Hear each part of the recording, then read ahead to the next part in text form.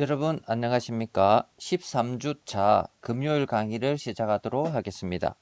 오늘의 명언은 성공의 비결은 단 한 가지입니다.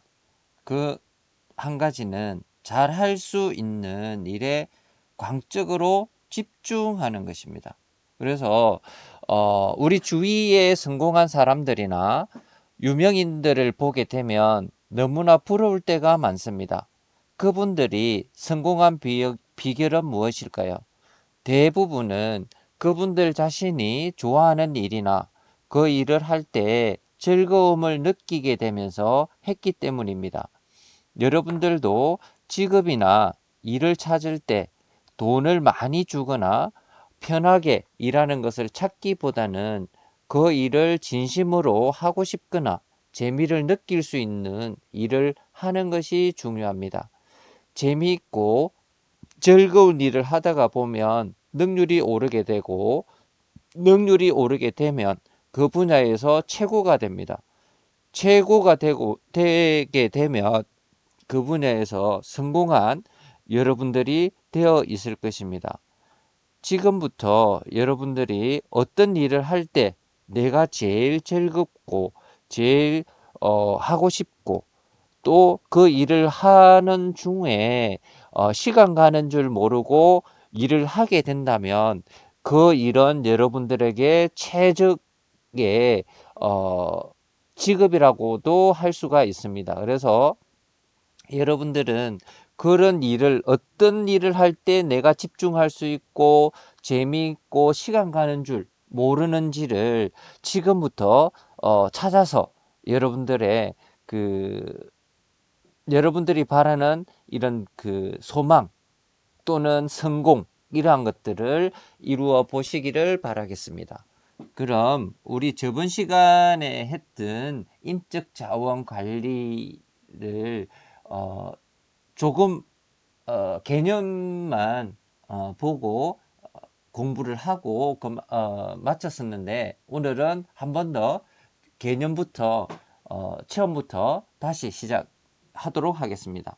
호텔 인적 자원 관리의 개념을 보게 되면, 인적 자원 관리는 기업에서 굉장히 중요시하고 있는 요소라고 볼 수가 있습니다. 예전에는 인적 자원은 그냥 경영자가 종사원에게 월급만 주고 일만 잘하면 됐었던 시대가 있었습니다. 하지만 요즘에는 인적 자원 관리를 전 세계 기업이 굉장히 중요시하고 있습니다. 그러니까 사람이 최고라는 이러한 인식을 가지고 있기 때문에, 그래서 기업들이 다른 것보다 제일 중요시하는 것이 인적 자원이라고 할 수가 있습니다. 인적 자원만 있으면 어떤 어려움이나 어떤 기술이나 뭐 이런 모든 것들을 인적 자원이 다 하기 때문에 좋은 세계적인 기업이 될 수 있다라는 것을 기업들은 알고 있습니다. 그래서 인적 자원 관리라고 하면 인간을 대상으로 하는 관리이고, 인간의 개성 존중과 능력 개발, 그 다음에 인간적 만족 등을 이야기를 하게 됩니다. 그래서 인적 자원의 능력과 가능성은 무한대로 늘어날 수도 있고 아무런 능력을 발휘하지 못할 수도 있습니다. 그래서 인적 자원은 사람이기 때문에 이 사람의 능력과 가능성은 그 누구도 알 수가 없습니다. 물론 자기 자신도 나도 나의 능력과 가능성은 모르고 살고 있는 경우가 거의 대부분입니다. 그래서 나의 능력과 가능성을 내 자신도 모르는 거기 때문에 기업들이 이런 개인의 인적 자원을 능력과 가능성을 발휘할 수 있도록 노력을 많이 해야 된다는 거죠. 예를 들면 교육이라든지 훈련이라든지 이런 자기 개발을 향상시킬 수 있도록 자기 자신뿐만이 아니라 기업들도 이렇게 굉장히 노력을 많이 해야 되고요. 이렇게 노력을 하고 또 인적 자원이 그 편안하게 일을 할 수 있도록 우리 나중에 뒤에서도 뒷부분에서도 나오겠지만 그 복리후생을 잘 해주고 그 일을 하는 데 있어서 아무 걱정 없이 그 일을 하고 집중을 할 수 있게 만들어 주는 것이 기업의 역할이라고 할 수 있습니다. 그렇게 되면 그 인적 자원의 능력과 가능성은 무한대로 늘어날 수도 있는 상황인데 그렇지 않고 인적 자원을 뭐 관리도 하지 않고 뭐 임금이라든지 이런 부분에서 복리후생 이런 부분들까지도 아무것도 하지 않고 그냥 내버려 둔다면 그 기업의 인적 자원은 아무런 능력도 발휘하지 못하는 경우도 있습니다. 우리나라 기업 중에서도 그런 기업이 뭐 대기업 중에서도 많이 있고요. 뭐 중소기업이나 뭐 중견기업 뭐 이런 기업들도 말할 것도 없습니다. 그래서 그 기업이 잘 된다고 하면 경영자 혼자서 잘해서 그렇게 되는 게 아니라 인적 자원의 관리를 잘 하고 잘 했기 때문에 인적 자원의 그 개인의 능력이나 가능성이 무한대로 늘어날 수가 있다라는 것이죠. 그 다음에 인적 자원은 관리 능력에 따라서 기업의 승패가 좌우가 되고요. 인적 자원은 개개인의 서비스 능력에 따라서 호텔 기업의 이익과 이미지가 결정이 됩니다. 특히 뭐 호텔이나 그 항공사 등 뭐 서비스 그 식음료 부분도 마찬가지고요. 모든 서비스 업무는 그 인적 자원이 고객과의 접점에서 바로 그 서비스를 제공을 하기 때문에 굉장히 뭐 다른 업무보다도 더 중요한 직책이라고 할 수가 있습니다. 그래서 고객과의 접점에 있는 이런 그 인적 자원들은 고객에게 직접적으로 서비스를 하고 그 서비스에 그러니까 서비스를 잘하고 못하고에 따라서 그 기업에 대한 이미지라든지 수익과 관련된 이러한 것들이 결정이 되기 때문에 굉장히 중요하다라고 할 수가 있습니다. 그래서 서비스 기업에서 인적 자원을 모집하고 선발을 하고 뭐 이런 부분이 굉장히 중요합니다. 그래서 처음부터 좋은 인적 자원을 선발을 해서 교육을 시키고 훈련을 시키게 해서 고객들에게 좋은 서비스를 제공을 할 수 있도록 하는 것이 중요하다라는 것이죠. 그래서 이제 그 서비스업, 호텔의 인적 자원 관리는 호텔 기업 구성원들의 생산성과 경제력 향상을 통해서 목표 달성에 공헌을 하는 것입니다. 그 다음에 조직 내 이해 집단 간의 의사결정을 통해서 기업과 구성원의 상호 이익을 추구를 하고요. 그 다음에 구성원들의 개성과 인격을 존중을 함으로써 인간성 회복에 공헌을 하게 됩니다. 그래서 그 기업뿐만이 아니라 기업은 당연히 그 구성원들의 개성과 인격을 존중을 하고 인간성 회복에 공헌을 해야 되고 그 기업뿐만이 아니라 그 기업에서 일하고 있는 인적 자원 끼리도 그 동료들 간에도 좋은 서로 간의 개성과 인격을 존중을 해야 됩니다. 뭐 일을 잘한다고 해서 존중을 하고 못한다고 해서 무시하고 뭐 이렇게 하면 안 되고 그 개개인의 능력과 그 가능성은 내 자신도 모르기 때문에 그 어떤 인적 자원이 개인이 능력이 조금 부족하다 손 치더라도 그것을 무시하거나 뭐 이렇게 뭐 탓하지 말고 좀 일을 잘할 수 있도록 격려를 하고 이렇게 능력과 가능성을 발휘할 수 있는 그 환경을 만들어 주게 되면 굉장히 업무 효율이 높아지게 되고 그 사람의 능력과 가능성을 발휘하게 된다라는 것이죠. 그래서 인간성 회복에 공헌을 해야 된다라는 것이고요. 그 다음에 성과나 능력 위주로서 구성원의 창조적 능력과 헌신적인 사고의 개발 목표를 해야 된다라는 것입니다.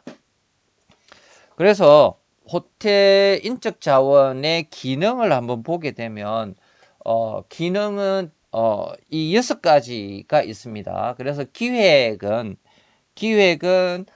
계획을 실현하기 위한 일련의 활동으로서 조직의 장기적인 목적을 설정하게 된다라는 것이죠. 그래서 인사부서는 운영 계획의 모든 단계에서 기획에 맞추어서 종사원들과 관련된 내용을 수행하게 됩니다. 그래서 이런 그 인적 자원을 모집하고 선발하고 그 다음에 교육하고 뭐 훈련하고 뭐 이러한 것들을 그 순간순간마다 이렇게 하는 게 아니라 미리 단기적, 장기적으로 기획을 해야 된다라는 것이죠. 그래서 인적 자원도 지금 당장 필요하다고 해서 모집을 하고 그 다음에 필요하지 않다라고 해서 모집을 하지 않고 이런 게 아니라 인적 자원은 말 그대로 모집을 하고 선발을 하고 이렇게 갈고 닦아야 되는 시간이 있습니다. 그렇기 때문에 단기적, 장기적으로 기획을 해야 되겠죠. 뭐 5년 뒤에는 몇 명을 뽑고 교육을 시키고 어떤 교육을 하고 이런 단기적이고 장기적인 이러한 기획을 해서 인적 자원을 수행을 해야 된다라는 것이고요. 그 다음에 조직입니다. 그래서 조직은 권한의 흐름과 종사원들 간의 전달 체계를 구축을 합니다. 그래서 인적자원관리부서는 이러한 흐름을 유지하게 해주고 조직은 직무의 수와 목적을 성취하는 데 필요한 업무를 결정을 하게 됩니다. 그래서 그 조직의 직무에 필요한 종사원들의 수와 그 목적을 성취를 하기 위해서 이런 조직의 권한과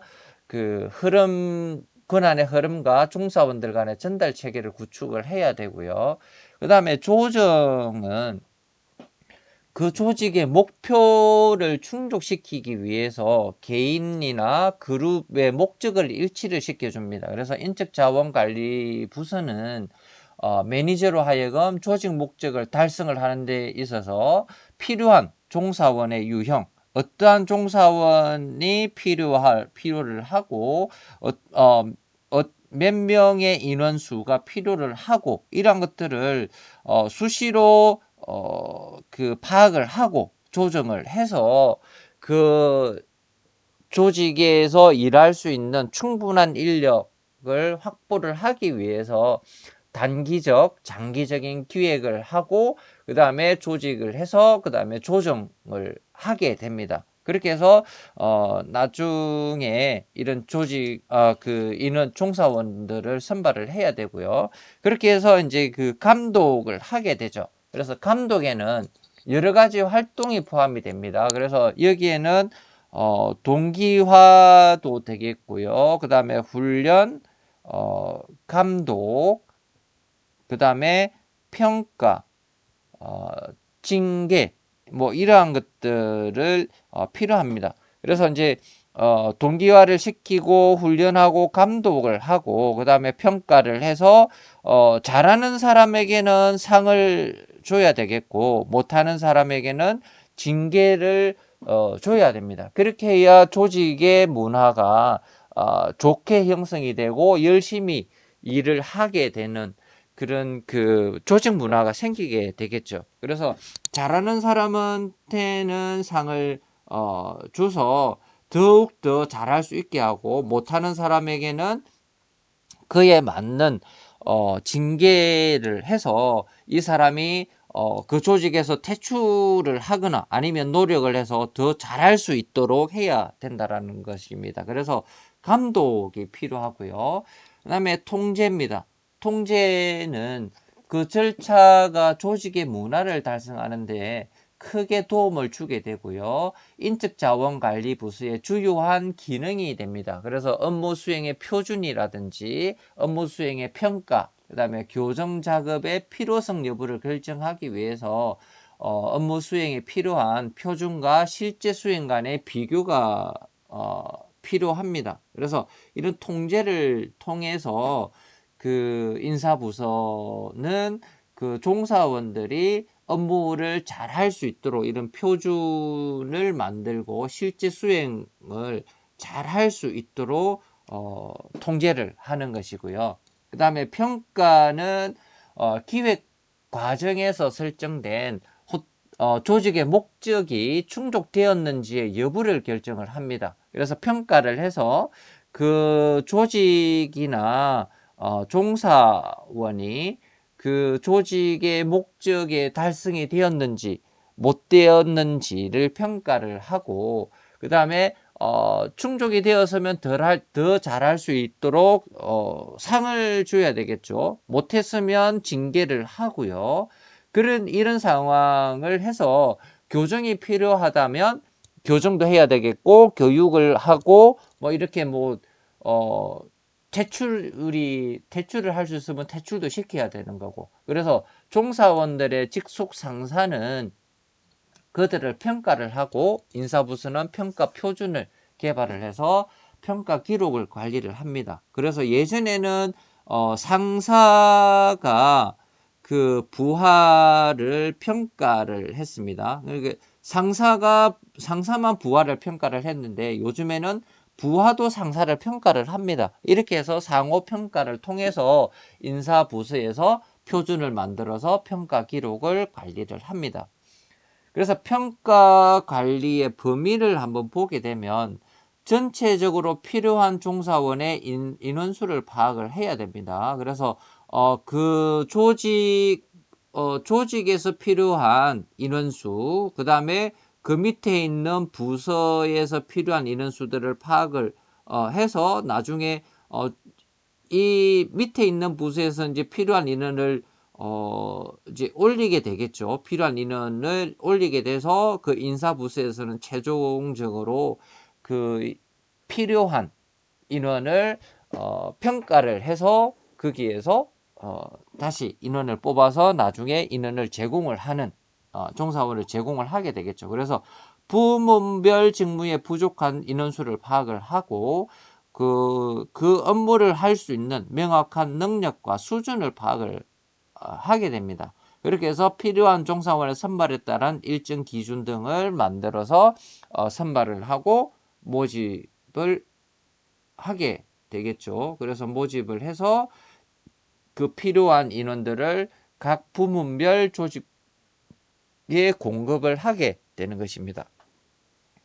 그래서 채용 계획의 요건을 보게 되면 필요한 노동력의 질과 양의 측면을 고려를 해서 신중하게 계획을 하고 선발을 해야 됩니다.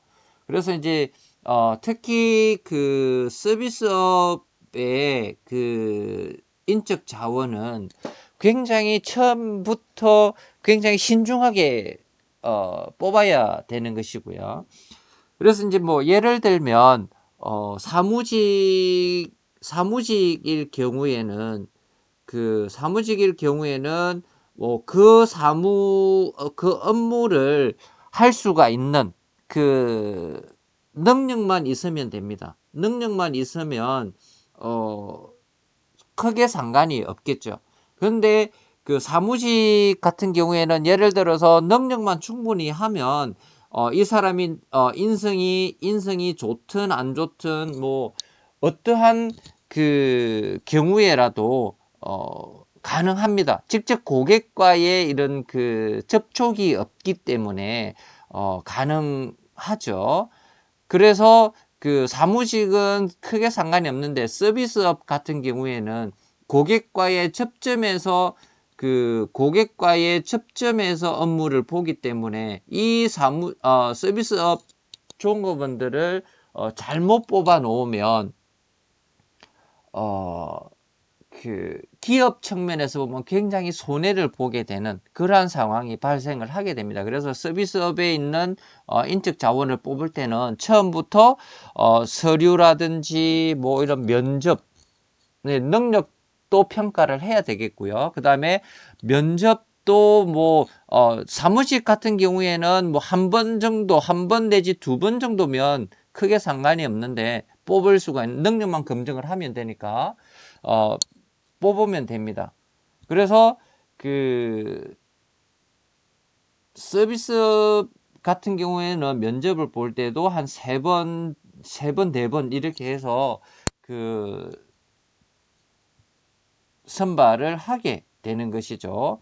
그 다음에 필요하지 않은 인력을 채용하지 않는 방법을 모색을 해야 됩니다. 그래서 필요하지 않는 인력을 뽑게 되면 나중에 굉장히 많은 그 기업 입장에서는 손실이 발생이 되기 때문에 그 필요하지 않는 인력을 뽑지 않는 것이 중요합니다. 처음부터. 그 다음에 장기 채용 계획과 부정기 채용 계획, 그 다음에 신입과 경력자의 채용 계획을 장단기적으로 세워서 채용을 하는 것이 중요합니다. 그래서 장기적으로 필요한 인원과 부정기적, 뭐 예를 들면 갑작스럽게 직원들의 이동이 있다라든지 사직을 한다라든지 이러한 경우로 인해서 이러한 경우에는 대규모 정기적인 채용이 안 될 수도 있기 때문에 부정기적으로 그때그때 필요한 인원을 채용을 해야 된다라는 것이죠. 그래서 장단기적으로 세워야 되고요.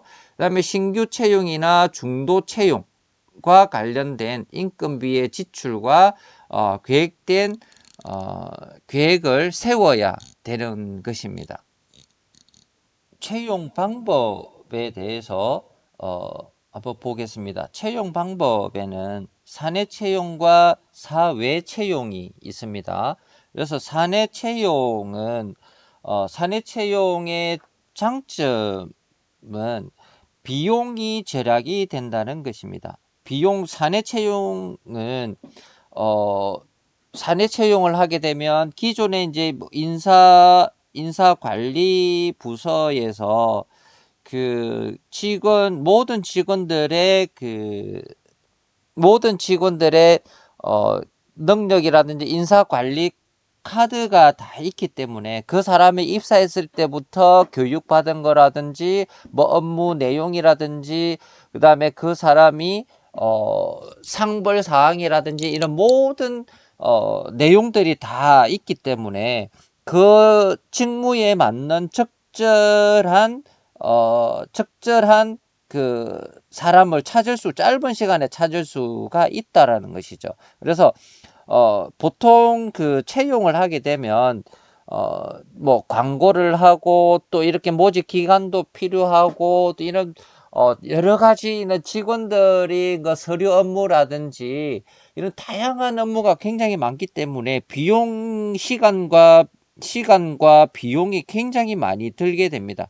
그래서 사내 채용을 하게 되면 이런 시간이 절약이 된다라는 것이고요. 그 다음에 정확한 능력을 평가할 수가 있습니다. 그래서 그 직원이 그 입사 때부터 지금까지 쭉 그 사람이 뭐 교육이라든지 업무 능력이라든지 뭐 이런 그 현재의 그 업무 뭐 향상이라든지 이런 모든 것들을 인사관리 카드를 통해서 정확한 능력을 평가를 할 수가 있고 그 사람의 그 상사라든지 이런 주위 동료라든지 이런 사람들에 대해서도 이제 그 설문을 해서 정확한 능력을 평가를 받을 수가 있다라는 것입니다.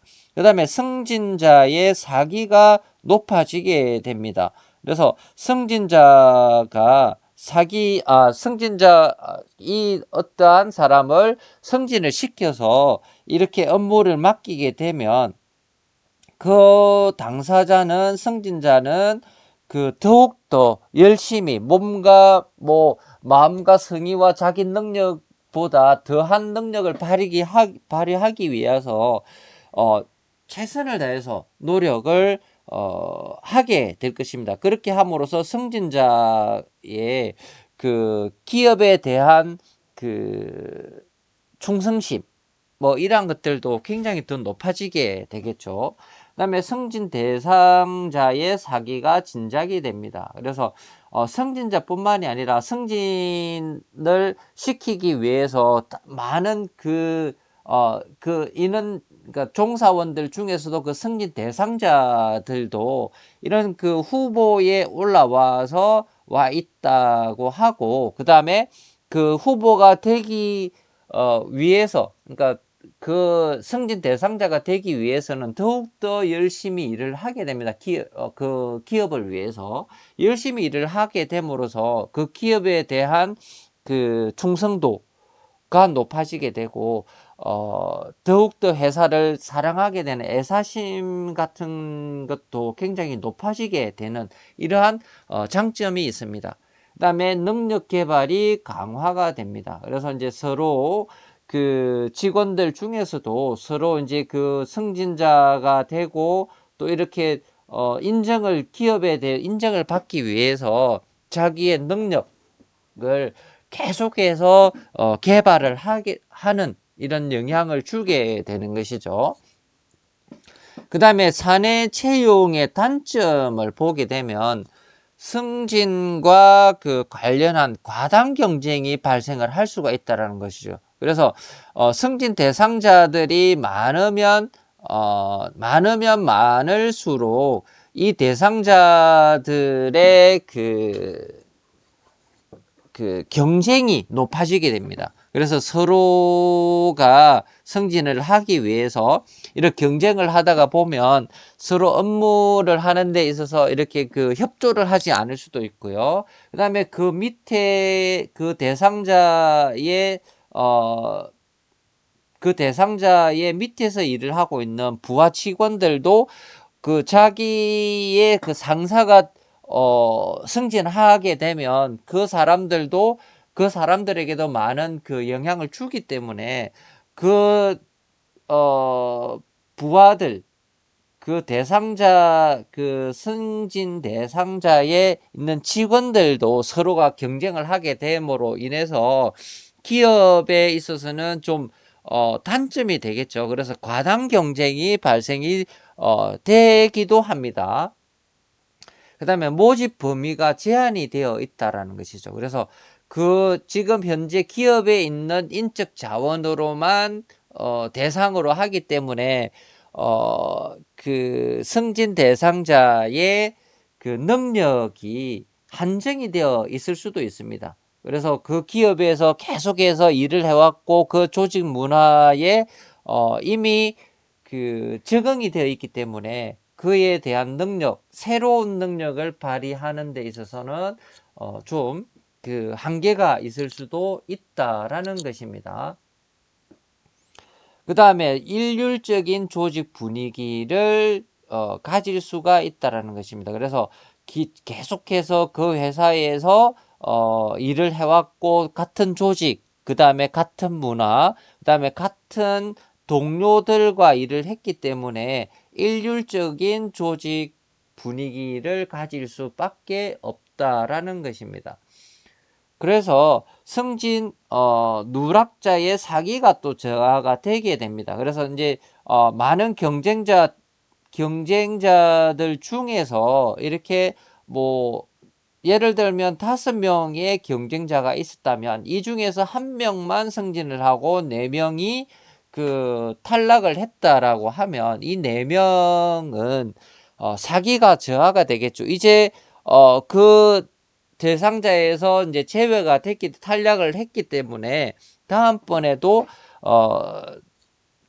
승진을 한다는 보장이 없게 됨으로 인해서 좀 사기가 저하될 경우가 많습니다. 이러한 것들은 이제 단점이 되겠고요. 그 다음에 이제 그 반대로 사회 채용을 한번 보게 되면 사회 채용의 장점은 새로운 정보를 입수를 한다라는 것이죠. 그래서 우리 앞에서 봤던 그 사내 채용의 단점을 보게 되면 그 모집 범위가 제한이 되어 있고 새로운 일률적인 조직 분위기를 유지할 수밖에 없습니다. 그렇기 때문에 사회 채용이 이루어지게 되면 이 사람은 그 우리 기업 내 밖에서 많은 그 일을 해왔고, 그 다음에 그 새로운 이런 정보, 그 다음에 다른 경쟁 기업과의 이러한 그 정보들을 많이 가지고 있을 수도 있고, 또 새로운 아이디어를 많이 가지고 있게 됩니다. 그러니까 제3자의 입장에서 이런 새로운 아이디어, 그러니까 내가 이를 한 조직에서 근무를 했다면 그 생각에서 벗어날 수 나기가 굉장히 힘든데, 밖에서 이런 새로운 사람이 들어오게 됨으로 인해서 새로운 정보뿐만이 아니라 그 조직을 평가하고, 그러니까 장점이라든지 단점을 잘 평가를 할 수가 있는 이런 능력을 가지게 되는 것이죠. 그렇게 함으로써 새로운 정보를 가지고 들어올 수가 있고요. 그 다음에 새로운 사내 분위기가 활성화가 됩니다. 그래서 기존에 있는 직원들이 생각하지 못했던 부분이라든지, 그 다음에 새로운 분위기, 새로운 조직을 만들 수 있는 기회를 얻을 수가 있습니다. 그래서 이렇게 좋은 방향으로 이렇게 흘러가게 된다라면 사내 분위기라든지 조직의 분위기가 새롭게 좀 더 활기찬 분위기로 바뀌어서 일을 하는 데 있어서 긍정적으로 발전을 할 수가 있다라는 것이고요. 그 다음에 이런 그 사회 채용을 하게 됨으로 인해서 새로운 관점, 기존에 있는 직원들의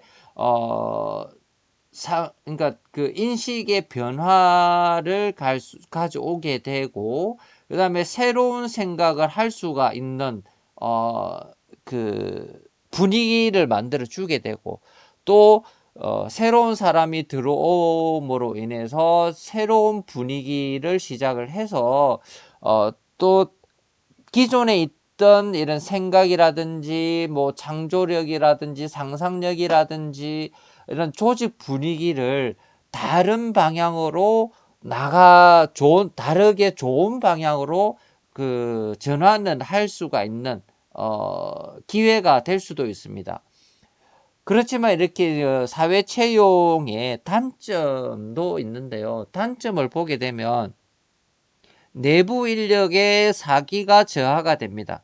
그래서 그 직원들이 이제 기존에 열심히 일을 해서 내가 열심히 일을 하면 과장이 되고 부장이 되고 뭐 이사가 되고 뭐 이렇게 승진할 수 있는 그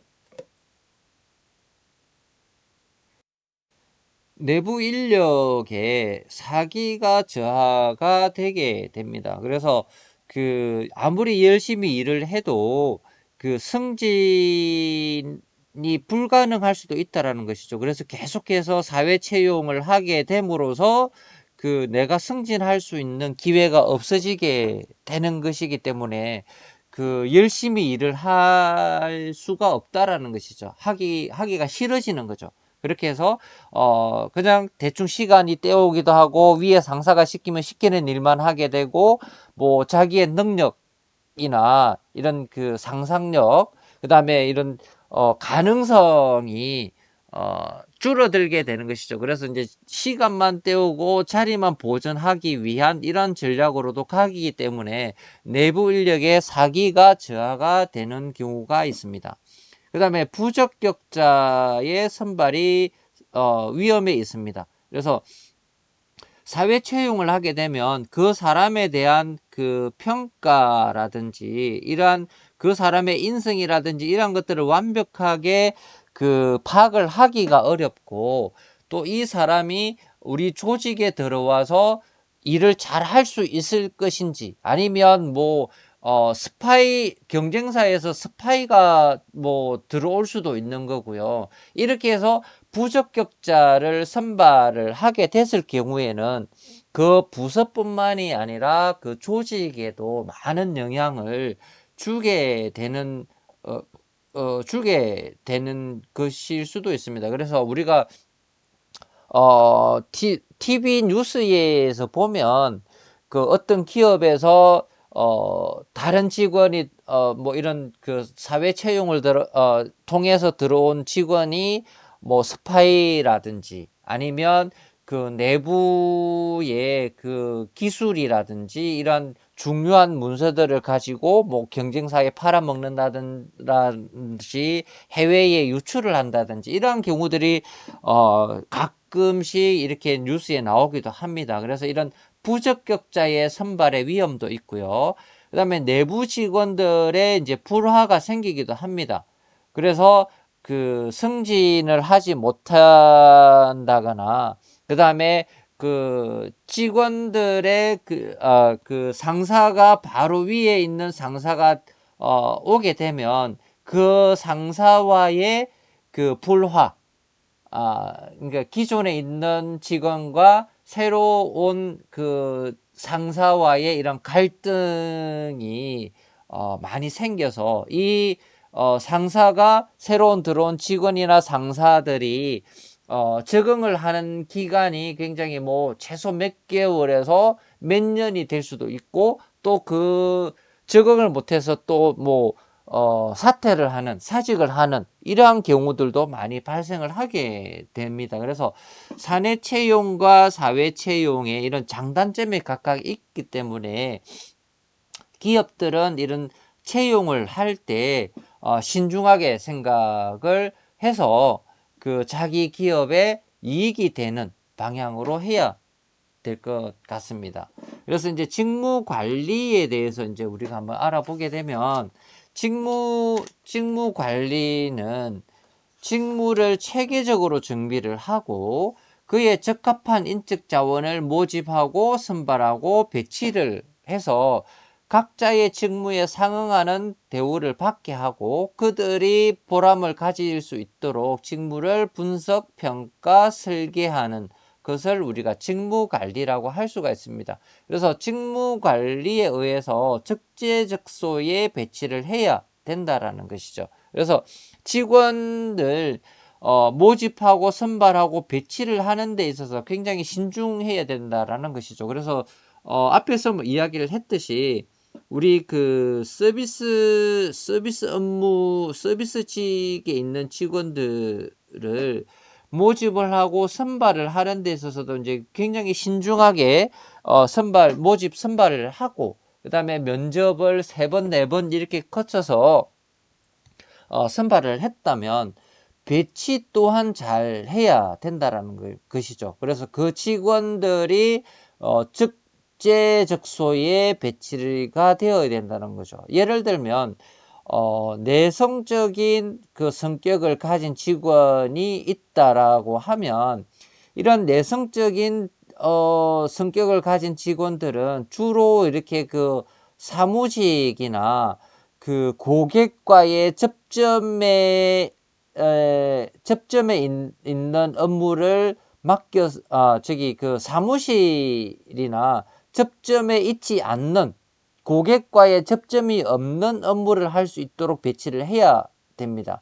그런데 적재적소에 배치를 하지 않고 내성적인 직원들을 그 뭐 고객과의 접점에 있는 업무를 맡게 하게 되면 좋은 서비스를 제공할 수가 없고, 이 직원의 그 적성에도 맞지 않는 업무이기 때문에 그 조직에서 많이 그 적응을 하는데 굉장히 어려움이 있고, 또 그 얼마 못 가서 또 사직을 하게 되는 이런 경우들도 발생이 될 수도 있습니다.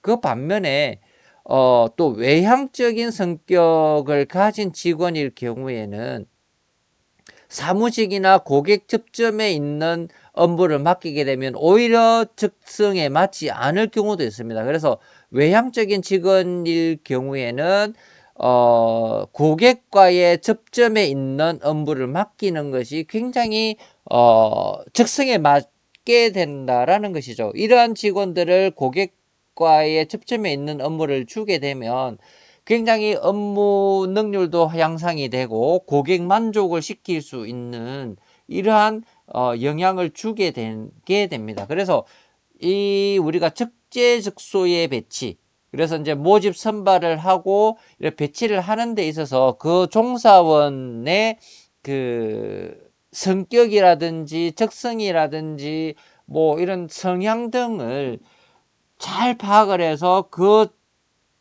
그 업무에 맞는 사람을 배치를 하는 것이 중요하다라는 것이죠. 그런 업무 그렇게 하는 그 부서가 바로 인적자원관리 부서라고 할 수가 있습니다. 그래서 그 종사원의 성격이나 업무 성향이나 이러한 것들에 맞는 업무를 잘 배치하는 것, 적재적소에 배치를 하는 것이 중요하다. 그래서 직무관리는 그 직무를 통해서 유효한 성과를 산출하려는 제반적인 인적자원 관리 활동의 기초가 되기 때문에 그 조직과 경영 환경의 변화에 맞추어서 수행이 되어야 된다라는 것입니다. 그래서 직무 분석은 종사원의 채용, 배치, 이동, 승진, 공급 등 인사관리 활동의 효율적 수행에 필요한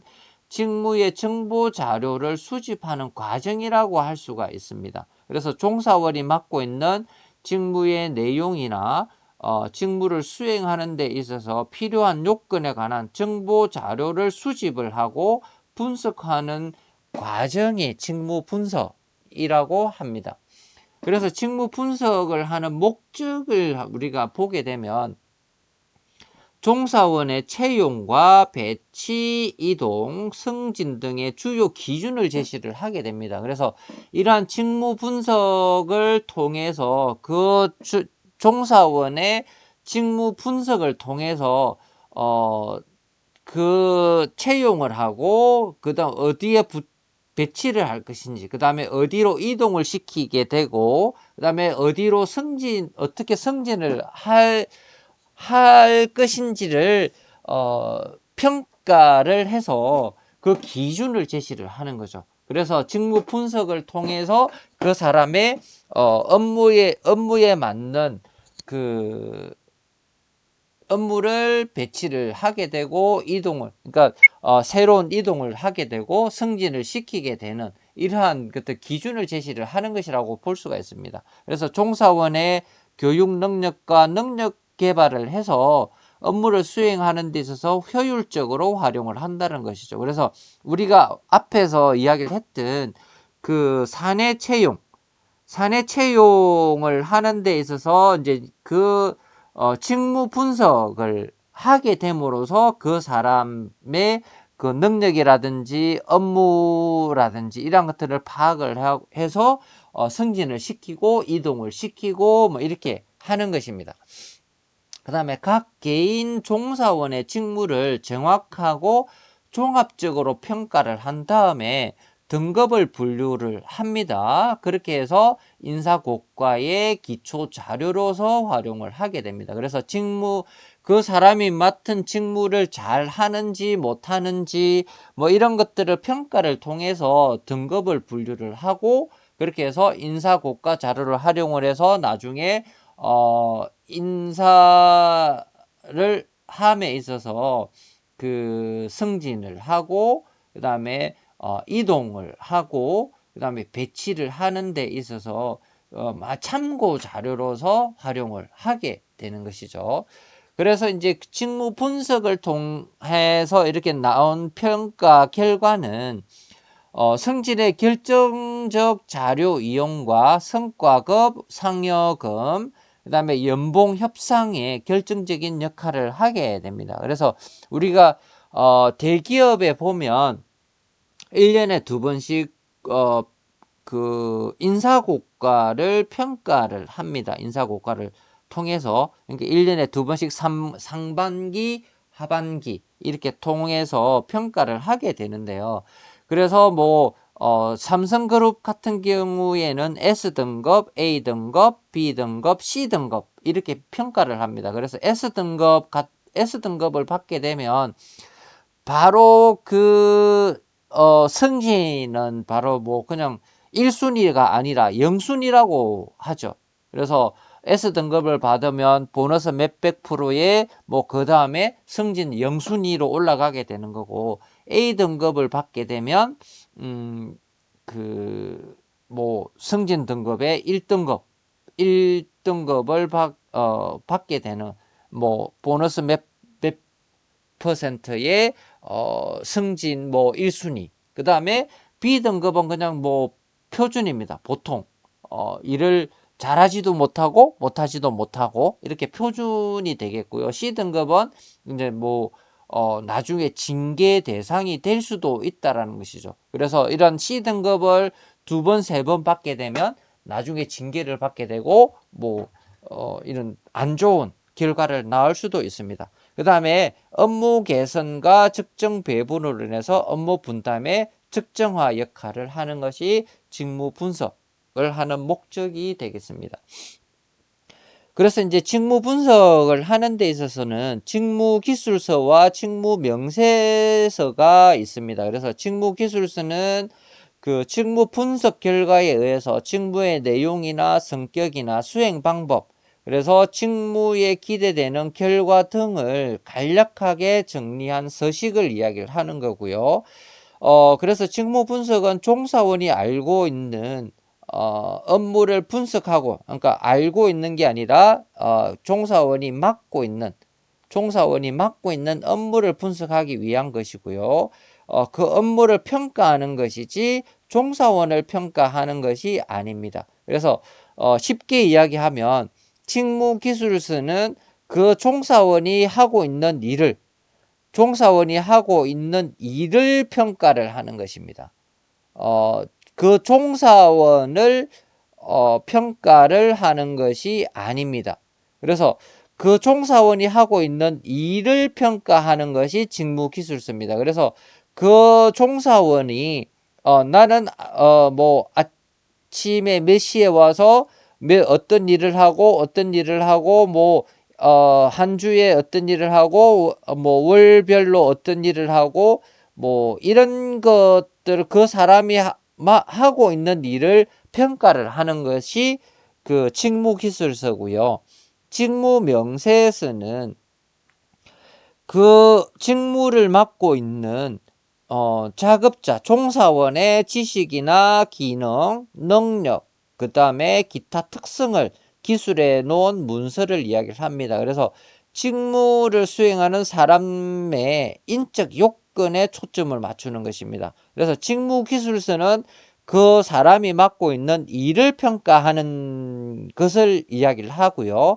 직무명세서는 그 직무를 맡고 있는 사람을 평가하는 것입니다. 그래서 그 사람이 그 업무를 하는 데 있어서 지식이 충분한지, 충분한 기능을 하고 있는지, 충분한 능력을 가지고 있는지, 그 다음에 그 외에 다른 특성들을 가지고 있으면서 그 업무를 충분히 할 수 있는 능력이 있는지 없는지를 평가를 하는 것이 직무 명세서라고 할 수가 있습니다.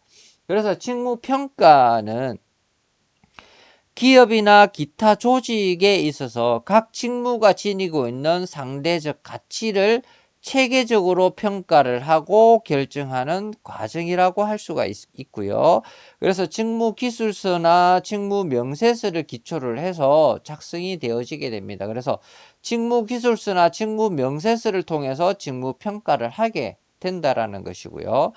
그 기업 내의 임금 체계와 형태를 확립을 하고 인적 자원의 관리 전반 합리화를 하는 데 목적을 가지고 있습니다. 그 다음에 직무평가의 특징을 보게 되면 동일한 노동시장에서 유사기업과 비교를 해서 사내 임금 체계의 합리화를 시키게 됩니다. 그래서 직무평가를 통해서 같은 업무를 맡고 있는 경쟁사와 비교를 해서 임금 체계를 합리화시키는 거죠. 경쟁사와 똑같은 업무를 맡고 있는 경쟁사의 월급을 동일하게 지급을 하든지 아니면 더 많게 지급을 하든지 이렇게 해서 평가를 하게 되는 것입니다. 그 다음에 임금 조건의 불공평성, 불규칙성을 제거를 함으로써 불평이 최소화된다라는 것이죠. 그래서 정확한 직무 평가를 해서 임금을 뭐 요즘에는 연봉을 많이 하죠. 그래서 정확한 직무 평가를 통해서 연봉을 협상을 하고 연봉을 지급을 함으로 인해서 불공평성, 누구는 많이 주고 누구는 적게 주고 그 다음에 직무평가 업무에 있어서 뭐 업무는 적은데 비해서 뭐 연봉을 많이 준다라든지 적게 준다라든지 이러한 것들 불공평성이라든지 불규칙성을 없앰으로 인해서 종사원들의 불평이 최소화된다라는 것이죠. 합리화가 되기 때문에. 그 다음에 임금 관리가 단순화됩니다. 직무 평가에 의해서 임금이 지급이 되기 때문에 종사원들의 불평도 없고 그 다음에 그러니까 임금 관리를 하는 데 있어서 시간이라든지 뭐 이런 비용이 많이 들지 않고 단순화할 수가 있다라는 것이고요. 그 다음에 각 직무에 적합한 종사원을 적합하게 배치를 할 수가 있습니다. 이런 직무 평가를 통해서 그 업무에 적합한 종사원을 배치를 할 수가 있다라는 것이고, 그 다음에 조직 내 인사 이동과 승진 등을 결정하는 기준이 됩니다. 그래서 인사 이동이나 승진이나 뭐 연봉이나 이런 것들을 그 직무 평가를 통해서 하기 때문에 굉장히 그 공평하게 진행을 할 수가 있다라는 것입니다. 그래서 직무 평가의 기본 요소를 보게 되면 숙련 요소가 있습니다. 숙련 요소는 교육과 지식, 경험, 판단력 등이 있고요. 그 다음에 노력 요소에는 육체적 노력, 창의성, 그 다음에 기타 정신적 긴장, 그 다음에 책임 요소에는 감독 책임과 설비 책임, 원재료 책임, 그 다음에 작업 조건에는 작업 환경 등도 많은 영향을 주게 됩니다. 뭐 작업 환경이라고 하면 뭐 사무실에서 근무하는 직원과 그 생명의 위험성이라든지 아니면 굉장히 좀 환경이 좀 열악한 지역에서 일을 하는 직원과의 이런 조건들이 있습니다. 그래서 이런 곳에서 이제 일을 하는 직원 같은 경우에는 그 성질이라든지 뭐 그 연봉 협상에서도 굉장히 좀 유리한 이러한 조건을 가지고 있다라고 볼 수가 있습니다.